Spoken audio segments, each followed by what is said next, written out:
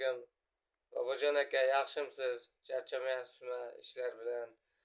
Sizni 2 yildan beri kuzatib kelyapman. Men uylanmoqchiman. Birinchi hayotim bilan ajrashganman, 2 ta farzand bilan.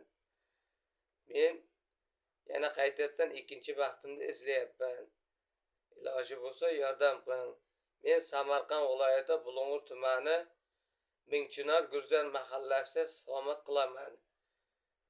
Yoshim 37 yoshda. Viloyatda farqi yo'q. Iloji bo'lsa yordam qiling aka.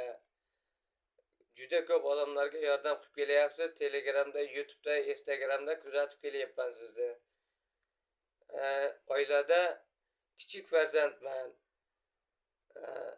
Akam, opalarim, singillarim ko'chib chiqib ketgan. To'y bo'lib, uylanib ko'chib chiqib ketgan. Yolg'iz onam bilan 73 ga kirgan onam bilan yashayman. Uyim, joyim deydigan qiz bo'lsa, turmush qurmoqchiman. Ajrashib ketishimga sabab 2 ta farzandli bo'lib, kelinchagim ketib qoldi. Ketib qolganining sababi o'zini oqladi, shuning hisobiga ketib qoldi. O'zim bilan teng edi. U ham 88-yil edi. Yarashishga harakat qilib urinib ko'rdim, iloji bo'lmadi. Oxiri yana qaytadan uylanishga qaror qildim. Onam 73 ga kirgan. Men 37 yoshdaman.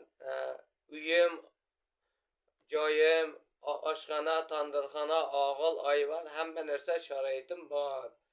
Agar yana turmushga chiqish inson bo'lsa, baxtli qilishga harakat qilaman. Albatta, Xudo xolasa baxtli qilaman. Shuning uchun yordam qiling aka, iltimos.